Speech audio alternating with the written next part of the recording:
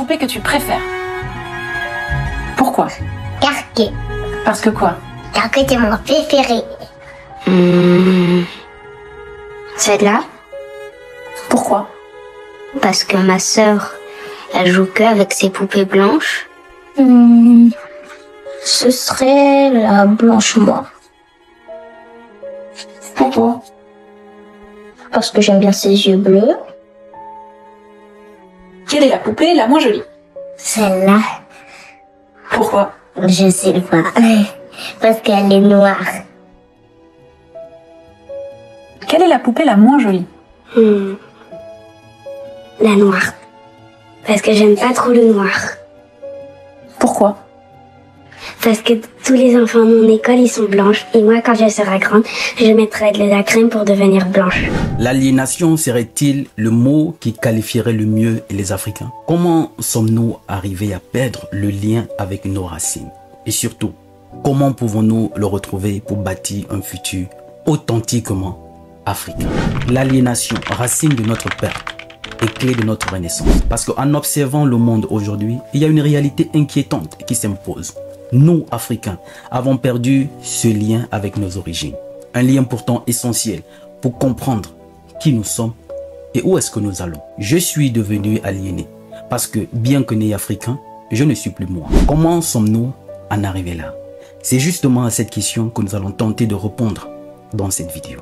Même si cela va choquer certains, mais la vérité mérite d'être dite. Pourquoi l'Africain moderne semble-t-il constamment tiraillé, coupé de lui-même et de sa propre essence? Parce que quand on examine d'autres peuples, cette aliénation n'est pas aussi manifeste. Le Chinois, par exemple, est fier de sa culture, de son histoire. Il se définit d'ailleurs à travers elle. L'Indien se reconnaît dans son héritage, sa spiritualité et sa culture millénaire. Tout comme l'Arabe, qui s'appuie sur ses traditions pour bâtir sa modernité. L'Occidental, lui aussi, valorise son histoire, ses philosophes, ses penseurs et ses concepts qui dirigent sa vision du monde.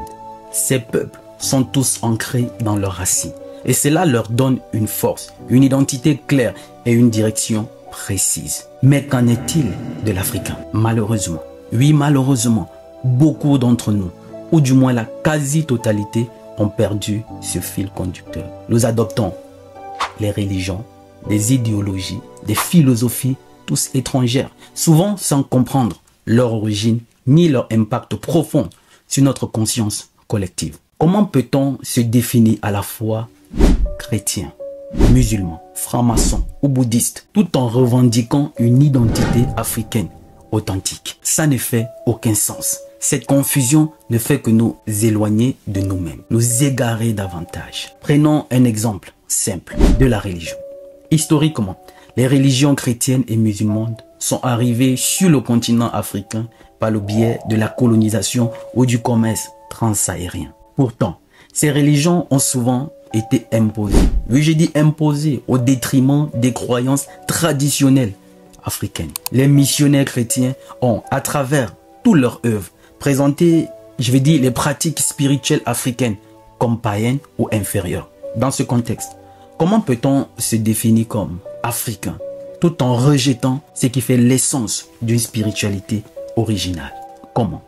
Un autre exemple concret, c'est celui de la langue. Aujourd'hui, beaucoup de jeunes Africains s'expriment couramment en français, anglais, allemand, espagnol. Certains sont experts en art oratoire. Mais combien d'entre nous parlons les langues de nos ancêtres? La langue qui est pourtant un vecteur essentiel de la transmission de la culture et de la pensée. Si nous perdons nos langues, nous perdons également notre capacité à penser à travers les concepts et les paradigmes propres à nos cultures. Nous respirons, chantons, vivons, dansons en français.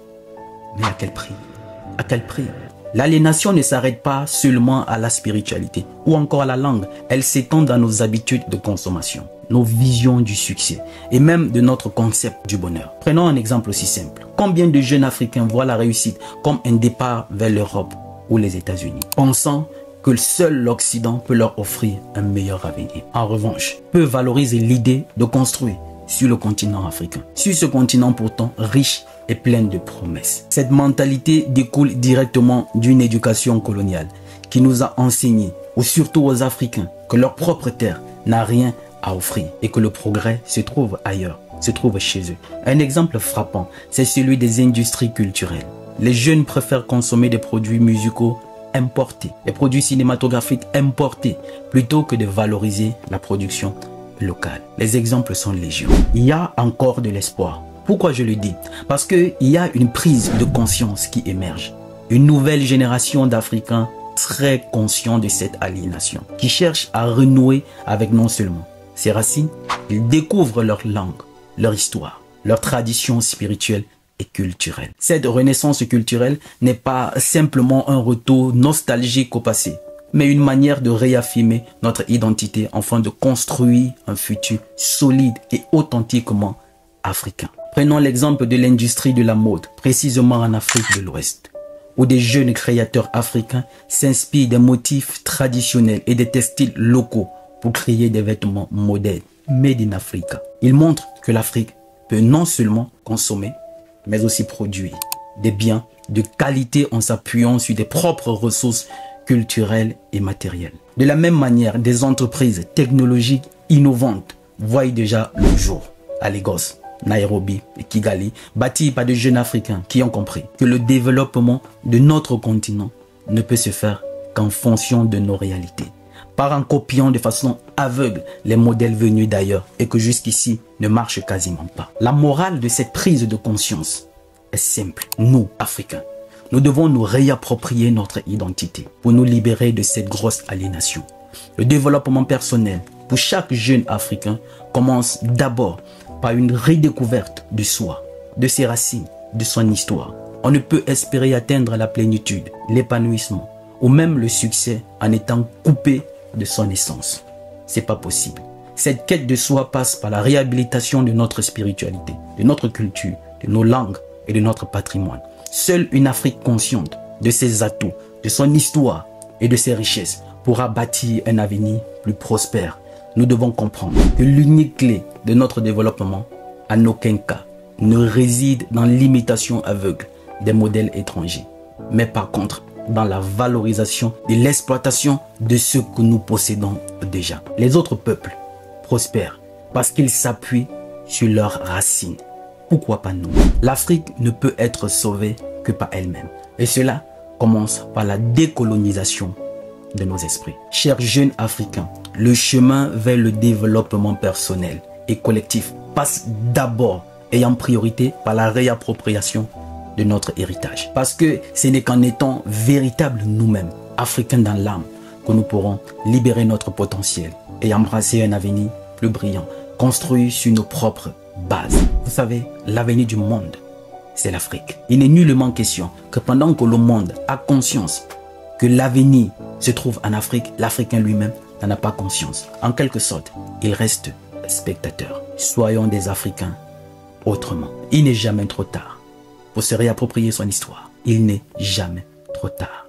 Le rêve n'a pas de date d'expiration. Je suis Roland Campbell, ton frère. Salut.